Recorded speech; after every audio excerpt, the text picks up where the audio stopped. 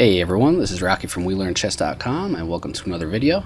So this morning I was playing a 5-0 blitz tournament on chess.com, and I guess I should try to stream some of this stuff, but sometimes I feel like when I'm playing live blitz I'm like, I'm not a master, so a lot of times my ideas are are not so great. But it is still interesting, like, to hear what I'm thinking, especially if you're like an intermediate player and might have similar ideas. And then kind of see how they work out. So I'll try to do a little more streaming, even though I'm not in the same class as like a lot of the other streamers out there. Still fun though. But anyway, during this tournament, I won the first 5 games, which was great, and I got a couple of nice wins over higher rated opponents, which I'll show you. I'll show one in this video, one in another video.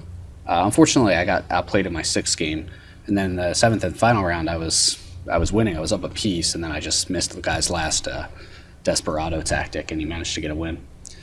The game I want to show in this video is pretty cool because it's a new first for me, a new high win. I've never actually even played someone rated over 2,000 on chess.com in blitz. I've played somebody rated over 2,000 in standard, but not in blitz. And this was 5-0. It's still a little fast for me. I know that sounds silly, like a lot of people play like 3-0 and 2-1 and 1-0 and have no problem. But hey, I'm a little slow, so what can you do? But anyway, my first game facing somebody over 2,000, I actually picked up a win, so I thought that was pretty cool. And we'll take a look at it here. I had the white pieces, and we got an open Sicilian, or a Rossolimo, I'm sorry. And I haven't played this Rossolimo in a while, but I really do kind of like it. I'm not really sure what I'm supposed to do here. I actually had no mistakes, no blunders in this game, but I had 7 inaccuracies according to the chess.com computer, and those inaccuracies really added up, and I was actually totally lost in the middle. My opponent wasn't careful either, just like sometimes I'm not careful, so ended up getting him in the end. Up till here, I'm fine. I actually have a pretty nice position, I think. He does have this clamp on the d5 square. I guess maybe I should try to arrange my pieces so that I can play d5 and try to liquidate this center and get some more open lines, and then try to centralize my rooks or something, but easier said than done. Yeah, maybe I should have played the other rook over just to keep an extra eye on this pawn. I mean, it's protected at the moment by the knight, but this queen's doing a great job because it's looking at the d5 square, it's keeping an eye on this pawn. Should this knight move, it can swing over to the king side if needed for defense at some point. So it was a nice move by my opponent, I thought. I just kind of wanted to get that pawn out of harm's way, but also creates a weakness here on b2. I don't know if this was the best idea, but I wanted to try to close in this bishop, get rid of this annoying knight, and then maybe try to play on the king side. But there's not a whole lot of pieces left, and so I don't know if I can really get an attack if he's careful. But what he decides to do is try to win on the queen side, which of course makes sense too. My position's not great because I've got this bad bishop. His isn't great either, but I think he's got a chance to play like f6 or maybe reroute the bishop here. Whereas it's kind of hard for me to really do much with this bishop. I mean, I could try to make like a tall pawn here, put it on c3, and then try to maybe build something up just to make sure everything's solid. That would have been one idea. I didn't really think that in the game. But of course that bishop would be pretty bad on c3 too. So, but I do also have this backward pawn to worry about on d4, so he challenges, obviously, the c-file. I was trying to see if I get rid of my bad bishop. I went back here just to keep an eye on this pawn, which is really passive and probably not the best move, but I'm not really sure what I should have done there anyway, because obviously b2 was unguarded. He takes that, and I wanted to get rid of this bishop. And he's pretty focused on winning on the queen side, which makes sense. I mean, he's going to grab this other pawn, and he's going to have 2 connected passers, so I better get an attack or I'm just lost. And up till here, I think I am lost. I'm pretty sure the computer confirms that. He tried to trade queens. Obviously, I can't do that. And now I have a little bit of success here. I wonder if he should have even taken with the f-pawn. Just because, at least then, if he takes with the f-pawn, then at least he's guarding this with his queen. He's still got these connected passers. There's not really anything I can do to stop them. And it's a while before I can really get something going on the king side. But he took with the h-pawn in the game, and now I've got some ideas here. I'm going to play king g2. I'm going to get my rook on h1, and actually this move I think was an inaccuracy by him because he's actually locking his king in more, and it doesn't really accomplish anything. Like if he's going to push his pawns.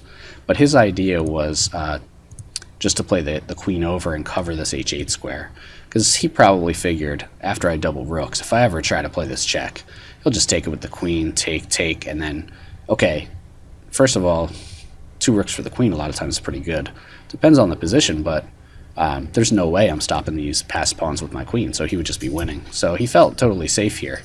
But actually, his next move gives up the game. It's actually forced mate now. So if you want to, before we try to look at the mate, if you want to see what move black could have played to delay the end of the game, where he's not getting immediately mated, you can take a pause here and see what the correct defense is for black. Okay, really his only chance is f5. This still completely loses, because after takes en passant, and the computer gives this, although I'm not sure that's really doing much except delaying. Here, maybe to get an attack on the queen at least, but I've got this check, king over, queen with check, takes, and check here. And I mean, if he goes to a light square, I can check here or here. I'd probably set up some kind of mating net, so I think he's got to keep my queen under attack at least and go to a dark square. But if he goes here, I can just play this check, and after this, there's really nothing he can do. I mean, I'm going to get these pawns. There's no stopping him. I don't really, I mean, I can sacrifice both rooks if I have to, so it's really no big deal. Like, there's just, I can even sacrifice it now if I want to, and it's over. So he was completely lost even after f5, but at least that was, you know, maybe gave me a chance to mess up or something and not find the right check. So let's go back here. So instead of f5, he just continued pushing his queenside pawns. Again, he thought he had the square covered, but what he missed is the nice forced mate sequence. So if you want to put your video on pause and take a look, go ahead. All right. Yeah, you might hear my daughter in the background. She's sitting here on my lap watching chess videos with Dad. Don't tell Mom. But yeah, okay, so the correct move, which I found in the game, is queen f6. And now he's totally lost. There's no way to avoid checkmate. Obviously, if he takes, then the next move is mate, and there's no stopping that. There's nowhere for the king to go. And if he can't take it, then he's done. In the game, he tried to just create a little more space, but there's really nothing he can do. Because I have this nice little shot with rook h8 check, and I've got an x-ray here on h8, so there's nothing he can do. If he takes it, it's mate in one, either with the queen or with the rook, whichever one you prefer. And if he had tried something else, like king here, I still have the check.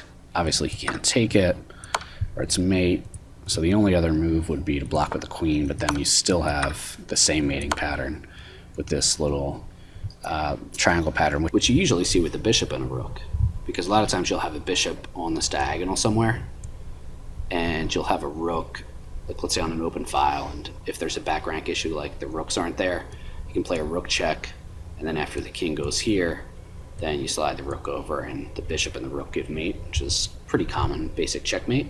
I should have another video on that with some examples. And of course it can happen with the queen too. So that was a nice win, and being somebody who's like almost 2050 at the start of the game, that was pretty cool. So I hope you enjoyed that, and I'll see you around for the next video.